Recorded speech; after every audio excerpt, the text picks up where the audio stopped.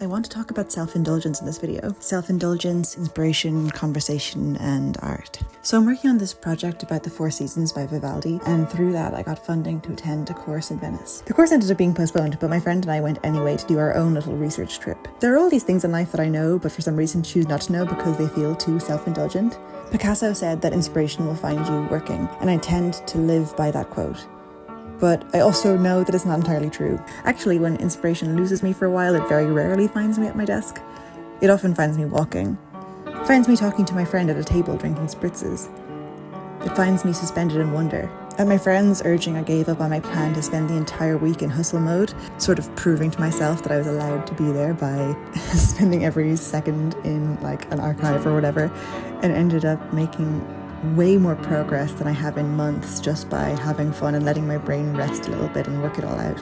Sometimes it's amazing to learn and learn again that it can actually just work like that. And I'm so lucky to know people that have conversations with me that jog my brain and help all of my questions and I don't know, inconsistencies, both about creativity and ideas, but also just about life, kind of all come together. I feel like I went into this week a little bit upside down, and by the end of it I came out right-sized, right side up, kind of with a greater understanding of what the hell I'm doing in Vivaldi terms and also just in life terms. So I hope you enjoy this little chaotic vlog of a week of inspiration and indulgence and transcendence in one of the most absolutely fucking gorgeous cities in the world, in the absolute freezing cold.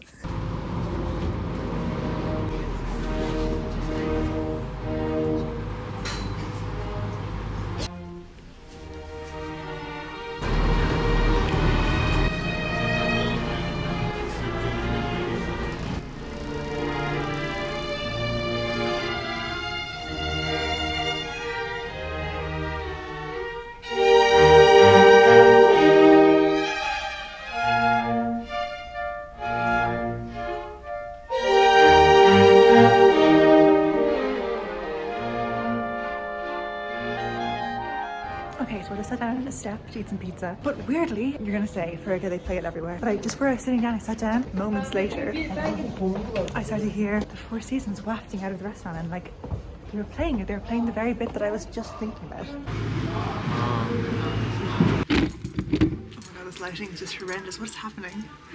What have I done? Why can't I frame this? Okay, so here's the deal. My friend Lucy and I applied for like a course. They're gonna shoot me. We both got scholarships. She got a bigger scholarship. What coattails they are to ride. No greater coattails have ever been ridden. So here I am. So this weekend my parents are also gonna be here. My mom has a friend who has an apartment here and she always comes here for work.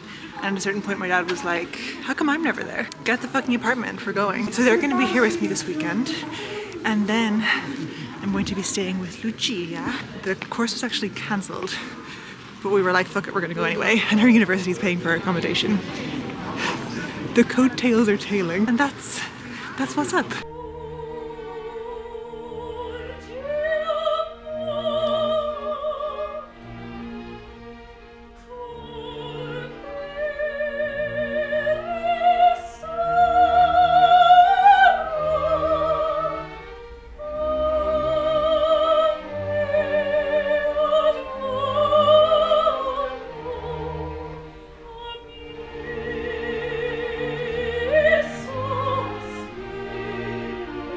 It's 5:30. My parents don't get here till 8. It's really spooky, I think. Surprisingly spooky. I'm surprisingly spooked. I sat down and I wrote some notes. I'm feeling a little strange. But yeah, I feel like I've been walking around the entire time, basically, non-stop through these like winding little streets with because my parents have the keys to the apartment. So I'm walking around with this really heavy backpack, sort of penitent style. And I feel like lots of people, you know, Dean Swift comes to mind because I'm from Dublin, but there's so much information out there and theory about the connection between thinking and walking. And I feel like I've truly been stomping. Like I have no idea where I am. I feel so deeply lost. It's a very melancholic kind of city, especially like the day that's in it, the weather, the cold, I can see my breath. And I've been so not melancholic in my own mood lately. So it's kind of a jarring tonal shift, but I'm enjoying it.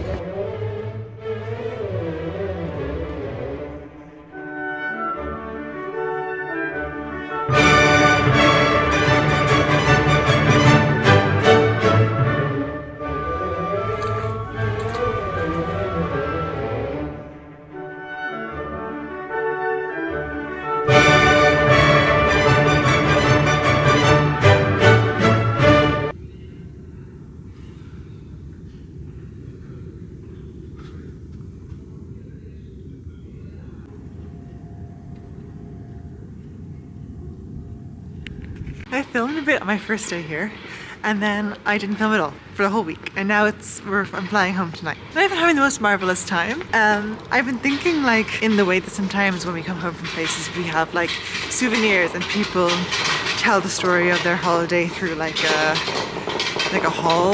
Maybe when I get back and I'm editing this, because I am aware that there's no through line, almost do like a... Here's what I thought about in Italy. I've been here with my friend for the last... Two of my parents for the first days, and I've been here with my friend for the last little while, and we've been just talking the whole time. And like, I was here on like research, and she was here also for research for her PhD. I kind of pictured us like in archives the whole time, like working. And when we got here, she very much was just like, no, like, I think, you know, we can get a lot of information online, and realistically, probably the best thing to do is just like be and talk and let our brains work things out and soak in this vibe, which is related to our work. And I'm so grateful because, I don't know, I think I was a bit burned out when I came here, and the conversations have like restarted my brain like an engine, and I'm so grateful that I have people in my life who are just so interesting, so lovely and kind and sweet, but also interesting, and like just light my brain on fire, because I think this whole, like, my mental world was getting a little bit squashed or something. And yeah, so I feel very like awake, and I've been having like thoughts. I've been walking around having thoughts, which is so nice, because like God, remember thoughts. Like, the history of art and ideas is really like people sitting around and having conversations in glasses of wine and bars. Like Fran Lebowitz says that the history of art is people in cafes talking. And like, I think I've really like, I don't know, I think I'd like re-internalize this idea that like I wanted to legitimize everything I was doing, because it would be too self-indulgent if everything was like just pure pleasure. So I wanted to think of it as like work. And it is work, it's hard work. Like writing novels and all this kind of stuff is work. I mean, it's a labor of love and it's fun work, but it's still work. But I think I like kind of like almost thought that every element of it had to be really laborious and kind of like austere almost. Not austere to me, like sitting alone in my apartment for hours and hours and weeks is pleasurable.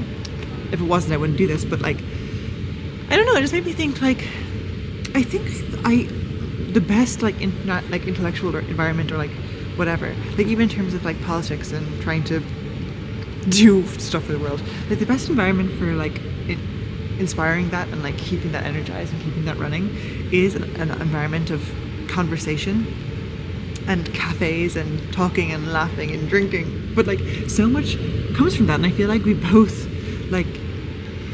both got so much more from talking to each other and all week than from if we'd actually done all the like we did some, but like we actually did a lot of going to institutions and getting information or whatever. But like, I don't know, and it made me think like the conversation is like such a value of mine. And I don't mean talking to people, I mean like, I don't know what I mean by that, but I mean, maybe that's kind of obvious, like we all like conversation, that's human connection. But it's more like, as I find it utopian. I find it almost like a literary form. Like I find the idea of sitting around and exchanging what's in our heads to be so, it's like my religion maybe, is talking. You would think if I wanted to be really corny, I could be like, well, my religion is art, or my religion is writing, but actually I think it's talking. I used to say that like the value I was raised with my religion is the table, because you're sitting and there's like you're looking into each other's eyes, and you're comparing, you're sharing an experience, but you're also like seeing it from the opposite perspective, and then you're communicating about it, and it's like an equalizing thing. And I still feel that way, but now I think I used to think the dinner table was like my like aesthetic and idealized like philosophical image, and now I maybe think as the cafe table, or both. It can be both anyway. But yeah, I feel like because it's like so in Pinterest and stuff, like, because it's so, we're just vlogging, like, who am I? The confidence. Social anxiety is scared of her. I think because of like the way it's such a like location, like Italy, as a travel location is such a thing in the zeitgeist. I think I come here often. Like when people come here and they talk about it, I'm always like, yeah, for sure. But I actually haven't been. This is in my entire adult life, like since I started like traveling. This is my second time here. I don't know why. I don't know, I always, like, I kind of came here being like, yes, I come here all the time, and I've never been here before, so that's weird. Both times I've been to Italy have been times in my life where some like major side plot was happening. So it wasn't like a time in my life where I was at like a crucial stage in the plot, but it was a time in my life where like a novella was happening. Like, you know, when like, very like Annie Ernaux, very like Francois Sagan, when there's like, this is like a season of your life that has kind of like unconnected to the rest of it or something, and it's like you could make a short story about it, or you could make a film or something, and like, and it would have a beginning, middle and end, and it's just like a kind of a like, but it's like so significant, you know, you're gonna remember forever and it's gonna influence you deeply, you know, those kind of things. Anyway, both times I came to Italy, those were happening at home. Obviously last time home was Ireland, this time home is Spain, but both times I found myself here, which is kind of like odd and synchronicitous maybe. But I was just thinking about there as I was walking around. I was like, I always come here and I'm always in some sort of like novella. I'm always in some sort of like part of my life where I'm a little bit overwhelmed by how hard the plot is plotting, but like in a good way, but maybe also in a kind of a like unstabilizing like way. Like the wallpaper's coming off the brain a little bit, but like maybe that's good because I'm getting like lost, you know, submerged, Annie Ernaux, the whole thing. I come here and I walk around for a week and I consider like beauty in churches and stuff, and then by the end I have a like more of an attitude of like, well well, maybe life should be nuts. Opera, I don't know, whatever. Like everything becomes more right-sized because there's such a high drama to the beauty of this place that it helps the drama of life feel more right-sized and sort of whatever. And I feel like last time I was on my own, this time I was with someone. Like last time I really felt like that was happening. I felt like I was processing. This time it was more casual. But I do feel like ultimately I am kind of leaving feeling like a profound, like more peace with what I'm going back to. I was able to sit back and think about how beautiful life is and how dramatic and how operatic and how campy and how thrilling and how it's okay to lose yourself to the plot at times, especially when the plot is very exciting, and to not be so stressed and to enjoy it. And I wish I could. This is all such an annoying monologue because I can't tell you what the plot is because there's like people involved and privacy and whatever. But like, hopefully this will be interesting anyway. Like I wish I could actually make a video of like myself walking around the city and ruminating on this thing in my life, because I think it would be very fun and it's very literary or something. But alas, I've spent a lot of time with people who really make me sound like myself in my head and on the page and in words. And I'm in an interesting period of life where things are happening and I'm experiencing things, and the kind of genre of thing that like it happening before even thinking about it, I would have been so embarrassed and ashamed and tabooed to like tabooed. There was a taboo, whatever, and I wouldn't have been able to talk about thinking about it or having an opinion on it. And now I'm like doing it and experiencing it and whatever, and like I'm able to talk about it, and I feel so much closer. I don't know, I think before I felt like if things in life were really like wild, I couldn't talk about it until I could talk about it clinically afterwards as like, here's the wisdom I gained, but I couldn't like talk to my friends or reach out like from the middle of a kind of a life swoon, for a better word, like one of those times when you're just like so in something. I don't know, I feel like in the last few months it's been like a constant, like day by day, week by week, like it's like I'm just becoming more and more unified or something. And I've spent a lot of this week, especially with my friend, the last few days, being like really honest, but in a very like fun, fizzy, champagne kind of way, which is like really saying what's on my mind. And like, she asked me questions, we were talking about topics like personal topics and life topics and philosophical topics and like spiritual topics, and I was able to like answer where like I wasn't thinking about like, is this the right answer, or what does this make me sound like. I was just able to like really, I don't know, I just feel like I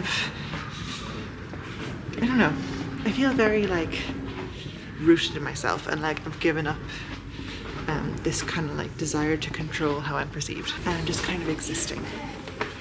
And it's like weird, because I think when you give up the like constant struggle for power of like just having power over how, like what's